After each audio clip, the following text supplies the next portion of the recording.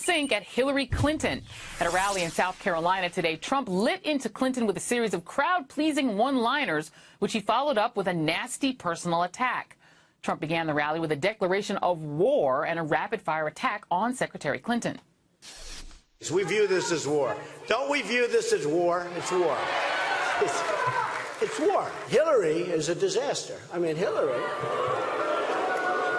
Hillary's controlled by her money. She has done a terrible job as Secretary of State. I did have to mention her husband's situation, okay? I love having a woman president. Can't be her. She's horrible. She's horrible. Hillary doesn't have a clue. By the way, you talk about low energy. She has lower energy than Jeb Bush. And then things got downright nasty. For the last week, she's been hitting me really hard with the women card, okay? Really hard. And I had to say, okay, that's enough. I'll tell you who doesn't like Hillary are women. Women don't like Hillary. I see it all the time. And always so theatrical. Mr. Trump said this and that and this. And you just, I shouldn't do it. I just have to turn off the television so many times. She just gives me a headache. But you know, although I think last night I gave her a big headache. I can imagine those discussions. I talked about her husband and the abuse of women and the tremendous abuse. No, it's tremendous abuse. I mean, you look at it, it's tremendous abuse. And now, today, the television is going crazy, and she gets up, makes a speech that doesn't even mention anything about me with sexism or anything else. I wonder why. Robert Costa and Ann Guerin are both political reporters with the Washington Post. All right, Robert, I'm going to come to you first. The utility of attacking Hillary Clinton when Donald Trump has yet to win a primary or a caucus. So attacking her instead of attacking his Republican opponents. Your thoughts? I've stopped by Trump Tower this week, met with some of the Trump advisors, and they're really looking toward the general election. And they know that targeting Secretary Clinton at this stage in the primary may be smart politics because, as you see from the crowd's reaction, it seems to rouse up the audience and get them animated about Trump. And it also makes him not have to pay attention so much to his own rivals. And I want to play you some vintage Hillary Clinton, because this is the Clinton a lot of people expected, and the way that she responds to attacks. This is what she told supporters during the heat of the battle when she ran for president back in 2007. When you are attacked, you have to deck your opponent. And that is what I believe they're doing. And Ann, you're out on the campaign trail with Hillary Clinton. Is she decking Donald Trump or not responding to him at all? I think they really are a bit hamstrung when it comes to knowing what the right tone and right level of response is to Donald Trump. She's tried to deck him a couple of times by pointing out that, you know, his policies on everything from immigration to Syrian refugees are, as she has said, dangerous. She has accused him of being essentially an ISIS recruiting tool. I mean, that's one way of trying to deck him. It hasn't really worked. They've also tried to take the high road, which is what you've seen her do over the last couple of days. And I think it has yet to be seen whether that has long-term utility. But Trump's response today shows that it certainly didn't do him any short-term damage. For Hillary, she really has to decide whether she considers him and the sort of the double-edged sexism and women problem allegations that he has been raising over the last few days are enough of a threat that she really needs to address it head on. Doing so would mean giving the Bill Clinton allegations of sexual exploitation more altitude than they currently have, and it would be coming from her side instead of from outside the campaign, and that could be a problem. Welcome back to Hardball. 2015 was an epic year in American politics, a year when big personalities dominated the discussion. We did our best here at Hardball, the place for politics, to give you a front row seat to all of the madness and the mayhem. Here's just a sampling of the headliners who played Hardball in 2015.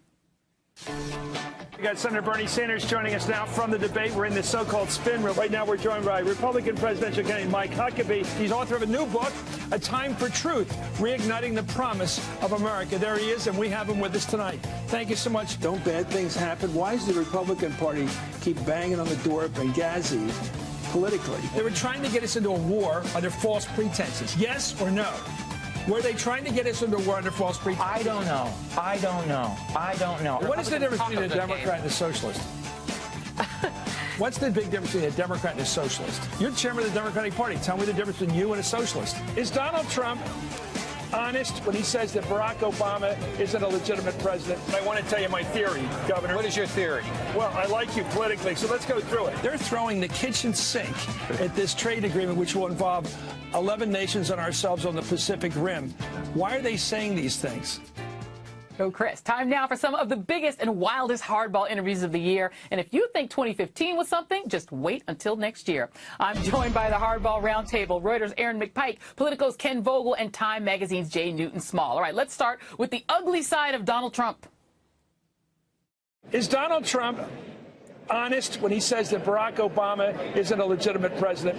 So I knew you were that's a gonna good ask me that question because I didn't it's say my you question. couldn't. I didn't say you couldn't. I knew you can't stop me. Because, you know, I should really, no, I can't.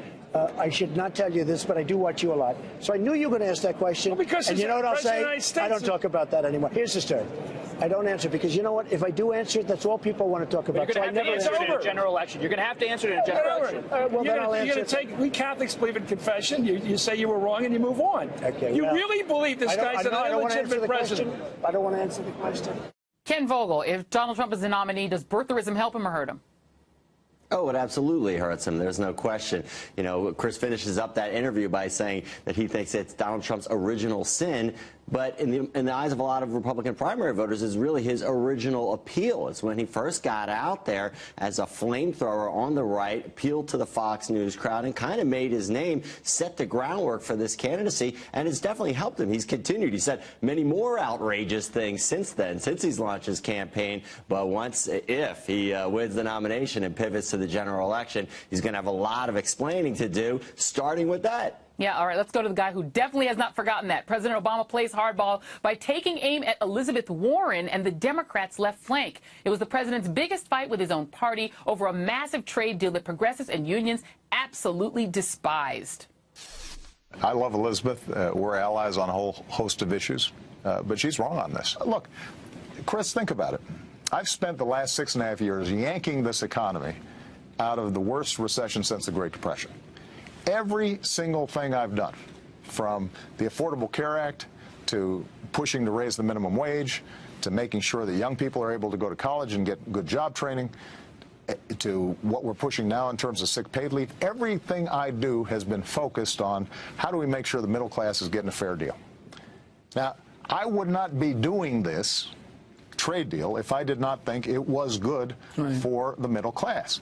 And when you hear folks make a lot of suggestions about how bad this trade deal is, when you dig into the facts, they are wrong.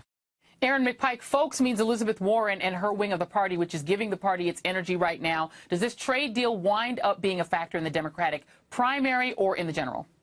Well, it certainly has been a factor in the Democratic primary. And of course, you hear Bernie Sanders talking about it all the time. And then Hillary Clinton came out against the trade deal. What I would say about this, though, is that President Obama won. He won big here. 2015 was a big year for him. And we're not really talking about Elizabeth Warren at the end of 2015. Bernie Sanders has become the leader of the progressive movement in the Democratic Party. By and large, this is something that Democrats are going to be talking about. And, of course, Donald Trump has been talking about it. It's been an issue in the Republican primary as well. But this has been a movement that Barack Obama has taken from the Democrats, really. All right. Well, this was the year that Ted Cruz rode the Trump wave to become a serious contender for the Republican nomination. Cruz launched his bear hug strategy on Hardball this summer. He refused to attack Trump even when presented with Trump's birther-style comments about Cruz's Canadian birthplace. On the day you announced your candidacy, Senator, that Trump also said your birthplace, where you're born in Calgary, because your father was working up there, your father and mother at the time up in Canada, could be a hurdle for your campaign. What do you think of the fact he still says it's a hurdle for you? And by the way, you're quite open about how you grew up and where you were born. Well, sure. Now, look, I like Donald Trump. You know, there are a lot of folks in Washington right now that seem to be crawling all over themselves just to smack Donald Trump. I'm not one of them. I think he's bold. I think he's brash. And I think he's got backbone. Well, why does he say stuff about you? And as you noted, my mom is Irish and Italian, born in Wilmington, Delaware. And when I was born in Calgary, I was a citizen by birth. I've never breathed a breath of air on earth. So you are black Irish. This is great. Jay Newton Small, is Ted Cruz the real big winner of 2015? We talk a lot about Trump, but is he the big winner? Certainly, Iowa is looking more and more like it's his to lose, and so his strategy of embracing Trump with this bear hug, as he told Chris, seems to have been incredibly successful. And he's, one of the guys to beat going into 2016. If he wins Iowa, he could have a lot of momentum, and he could be, one of he could become the front runner. So, and really quickly, I know he's very popular, Jay, but why hasn't the Canada thing stuck to him? Do you think? Why hasn't the Canada thing stuck to him? Being born in Canada. I mean, look, there's plenty of, like, John McCain was born in Panama. He was born on a military base. These are, I mean, it's only really a question when people have niggling doubts in their mind of somehow that they're un-American, or somehow that they're not, that they question their patriotism. And nobody really is questioning Ted Cruz's patriotism here, and that's why it's not really an issue. Yeah, well, good evening. I'm Joy Reid, in for Chris Matthews. An incredible scene unfolded today in Elkins Park, Pennsylvania, where television legend Bill Cosby was charged with aggravated indecent assault against a woman. The charges stem from an incident that allegedly happened 12 years ago. Unsteady at times, using a cane and flanked by his attorneys, Cosby walked into a courtroom where he was arraigned. He was released on $1 million bail after being fingerprinted and photographed. Authorities released his mugshot this afternoon. Now, earlier today, prosecutor Kevin Steele laid out the charge. The evidence shows Mr. Cosby established a relationship with the victim after meeting her through her work associated with Temple University's women's basketball program. Through the course of their association, the victim came to consider Mr. Cosby her mentor and her friend. On the evening in question, Mr. Cosby urged her to take pills that he provided to her and to drink wine, the effect of which rendered her unable to move, respond to his advances, and he committed aggravated indecent assault upon her. In the past year, dozens of women have come forward to publicly accuse the 78-year-old of sexual misconduct. Cosby has repeatedly denied the allegations, and prior to today, he's never been charged with a crime. Indeed, the statute of limitations on the current case nearly ran out before today's surprise announcement. This afternoon, lawyers for Cosby said in a statement, the charge by the Montgomery County District Attorney's Office came as no surprise. Filed 12 years after the alleged incident and coming on the heels of a hotly contested election for this county's DA, during which this case was made the focal point.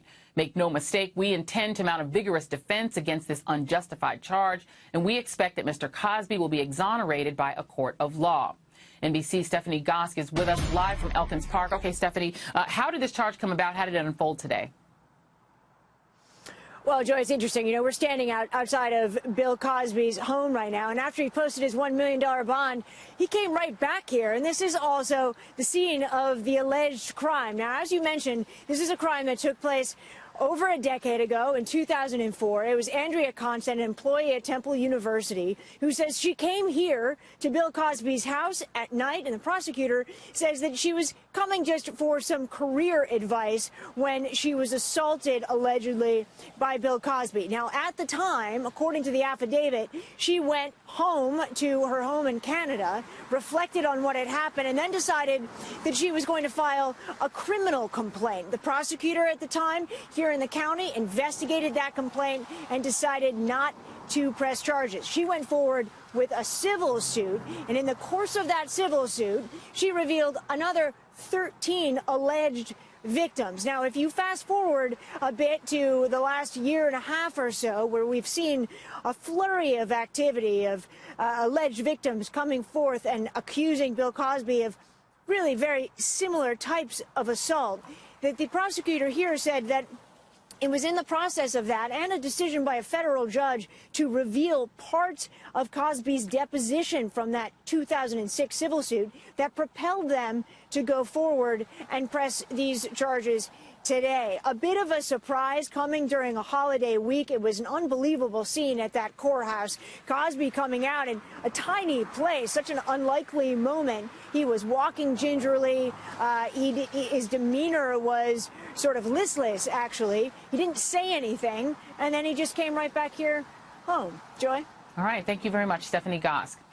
Now, in the past year, more than 50 women have made accusations of sexual misconduct against Bill Cosby. This summer, New York Magazine put a number of his accusers on its cover. And earlier this year, NBC's Kate Snow interviewed 27 of them in a special Dateline. The women made a variety of allegations, from harassment to rape, and they differed from what's in today's criminal complaint. How many of you believe you were drugged by Bill Cosby? How many of you believe Bill Cosby raped you? Whatever I was given, it was laced in my drink. It was like having a lobotomy. It was like, stop, what are you doing? Stop it, you know? And he's like, I'm not gonna hurt you. You know, just calm down. I took really no more than 2 or 3 sips of it, and I really lost consciousness. I was in a bed, he was next to me. He didn't have anything on. He said, drink it, Bernard, drink it. And very quickly, the room started spinning. The next memory, I'm on the floor, on the carpet. And I remember the sensation of the carpet against the flesh of my back, like Velcro, like this. And it hurt, and I couldn't move because of the drugs. And I remember him on top of me. Now, it's important to note these are just allegations. Bill Cosby has denied them all, and he's also brought defamation claims against several of his accusers. And for the record, Andrea Constand was not one of the women interviewed by NBC. Kate Snow joins me now. And Kate, just seeing the sheer number of those women all sitting together, it's really jarring. And then to think that that's a little more than half of the total number of women that have actually made accusations. I know that you've been hearing from some of these women you interviewed today. What are they saying? Yeah, it's been interesting, Joy. I think it's a day of emotion for them, as you might imagine, and different responses from different women, but tears of joy. Some people, finding that their emotions are coming back up again today. Things that they had stuffed down are coming back. Linda Cooper Kirkpatrick actually just sent me a message recently, and she said, I thought this day would never come. I feel vindication, which is a word that I've heard from several women today, Joy. And she said, we've made history. We've torn down the veil of secrecy and fear. I think that's a recurring message that I've heard from these women, even when we talked to them in August, and why they were coming forward and speaking out in a group like that was because they felt like that was tearing down a wall of sorts. And Kate, with so many women having come forward already, I guess the natural question would be, per your reporting, do you expect there to be more women who come forward? I don't know how many more, Joy, but I will tell you, when we were all gathered together, and again, this is months ago in August, there was talk of other women that they knew. So of those 27 that I was with in that room, they all seemed to know another person. They'd heard of another person. And I don't mean that they knew them back then, but they're connecting now. They have Facebook groups. And I think social media is a big part of why we've seen such a flood of accusations, Joy, in the last year, because they've found each other. They've connected online, and that's spurring people to come forward. So I would not be surprised if we see more women come forward after today. And Kate, has anybody remarked to you that the sense that but for that comedic sketch by Hannibal Buress, because women have attempted to come forward before and they weren't really, the stories weren't picked up. Has anyone made that remark to you? Some of the women have said that, because in fact, Stephanie Gosk and I were talking about this earlier today, Joy, that it seems so strange that this Constant case sort of went away for about 10 years. And why did we all in the media not pay more attention? Why was it not out there? Why did women not come forward at that time? And I think it's a combination of things, but for some reason, Hannibal Buress, the comedian, coming out and using it as a joke in his routine, and then that went viral. That's what prompted other women to come forward. Barbara Bowman then wrote a Washington Post op-ed, and that got people talking, and it was sort of a domino effect after that. Yeah, and Kate, I'm wondering too whether or not women believe that, because that lawsuit, the Constant lawsuit, really was the fruit of this. Are women commenting on the fact that in fact she had to go civil because there weren't charges before? Are the women telling you that they have any sort of feeling about the non-prosecution back in 2004? Not so much, although the women who were Jane Does back then, there were 13 of them, and I spoke to a few of them you just saw in the clip that you just showed. They felt very saddened when the case went away and it was settled out of court. I mean, they weren't as upset about the lack of criminal charges. I think they understood that the prosecutor at the time felt he didn't have enough direct evidence, and he has said that. He certainly didn't have a lot of physical evidence in the case. But when the civil case got settled out of court and then there was a gag order, meaning nobody could talk about it, they were pretty upset by that, because that's sort of what took it off